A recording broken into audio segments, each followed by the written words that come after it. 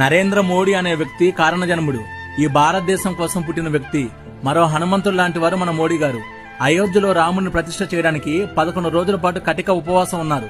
నిమ్మరసం తప్ప ఏమి తాగలేదు, ఏమి తినలేదు. 70 ఏళ్ల వయసులో ఎవరైనా ఉపవాసం ఉండగలరా అండి?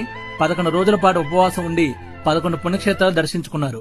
ముఖ్యంగా తమిళనాడులో ఉన్న రామేశ్వరంలో సముద్ర స్నానం చేసి, రామనాథస్వామి గుడిలో ఉన్న 21 తీర్థాలలో అంటే 21 బావులలో చల్లని నీటితో స్నానం చేశాడు. ప్రధానమంత్రి అనేవారు ఎవరైనా ఇలా చేస్తారా అండి?